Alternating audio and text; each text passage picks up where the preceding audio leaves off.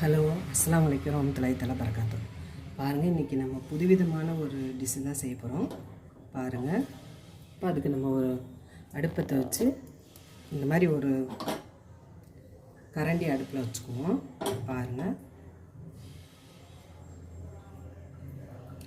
நம்ம செஞ்சுட்டே இன்க்ரீடியன்ஸ் பார்க்கலாம். இது ரொம்ப புதுவிதமாக இருக்கும், ட்ரை பண்ணி பாருங்கள்.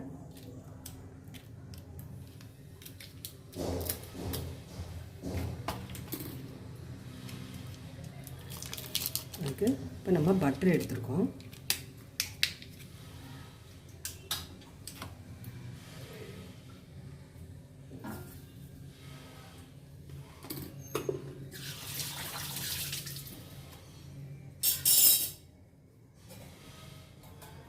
இந்த டிஷ்ஷு நம்ம தோசை மாவில் தான் செய்ய போகிறோம்.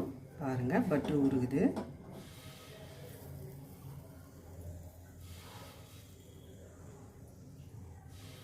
உங்களுக்கு எந்த சைஸ் வேணுமோ அந்த சைஸில் கரண்டி வச்சுக்கோங்க. நம்ம தோசை மாவு ஊற்றிக்கலாம். அடுப்பு வந்து சிம்மிலே இருக்கட்டும். இது வந்து நம்ம நார்மலாக உள்ள தோசை இட்லி மாவு தான், கடை மாவு தான். பாருங்கள், கடை மாவில் தான் நம்ம செய்ய போகிறோம். நம்ம ஒரு கரண்டி மாவு ஊற்றிருக்கோம். இதில் நம்ம என்ன பண்ண போகிறோம்னா, பொடியாக நறுக்கி வச்சுருக்க பெரிய வெங்காயம் போட்டு போகிறோம். கொத்தமல்லி போட போகிறோம்.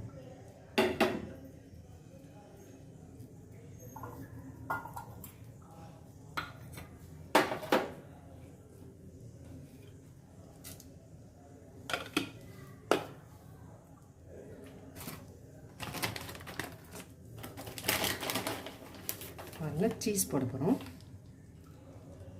சுரலா சீஸ் தான்.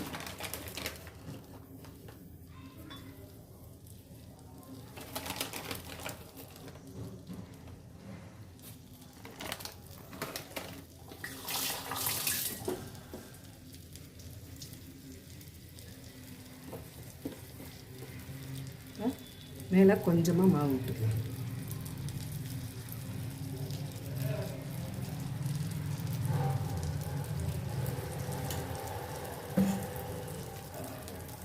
இதை நம்ம வந்து கொஞ்சம் மூடி வச்சிடலாம்.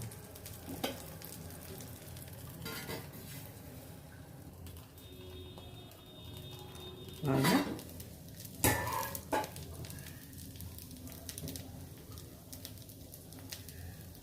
பாருங்கள், நம்ம ஊற்றி வச்ச ஸ்டப்பிங்கு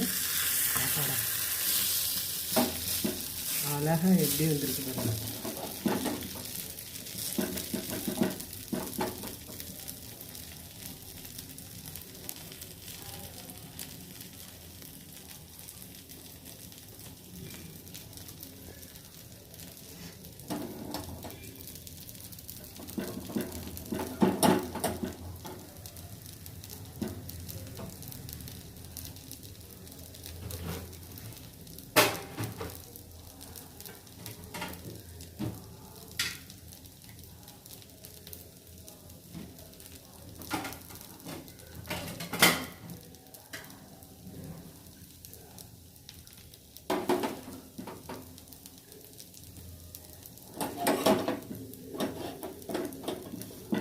நல்லா மேலே வந்து மொறுமொறுன்னு வந்துருச்சு பாருங்க.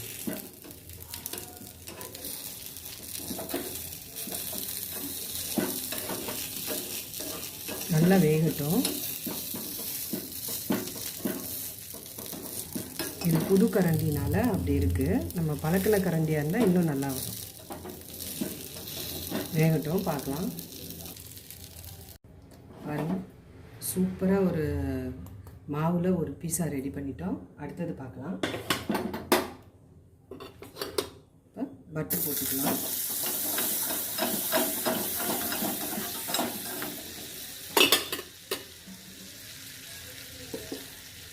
மாவு ஊற்றிக்கலாம்.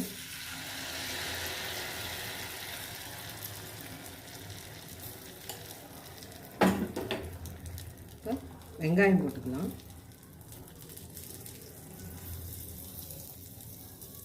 இதில் நீங்கள் தக்காளி கூட போட்டுக்கலாம்.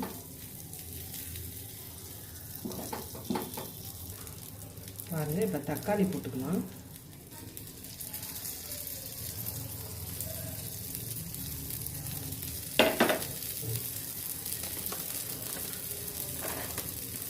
நம்ம சீஸ் போட்டுக்கலாம்.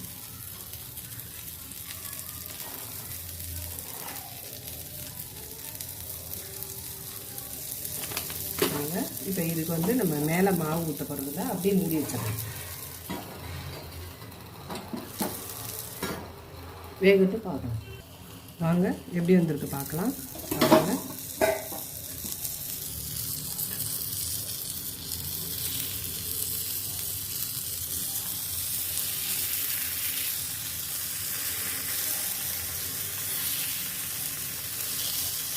இப்போ நம்ம எடுத்துடலாம்.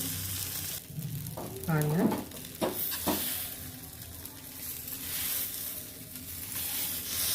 பிஸா ரெடி ஆகிடுச்சு. நம்ம தட்டுக்கு மாற்றிடலாம்.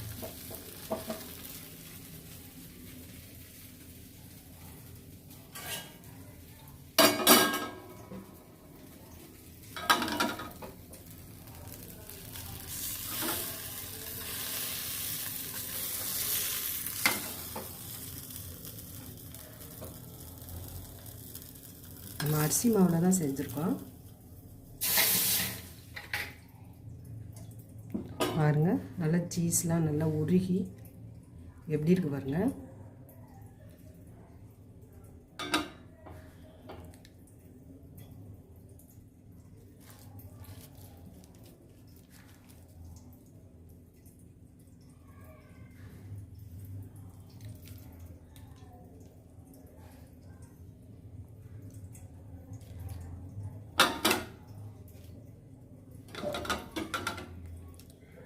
இந்த மைனஸ் வந்து நம்ம சேனலில் போட்டிருக்கோம், பாருங்கள்.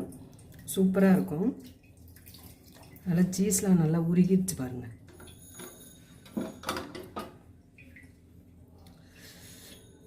பிடிச்சிருந்தால் லைக் பண்ணுங்கள்.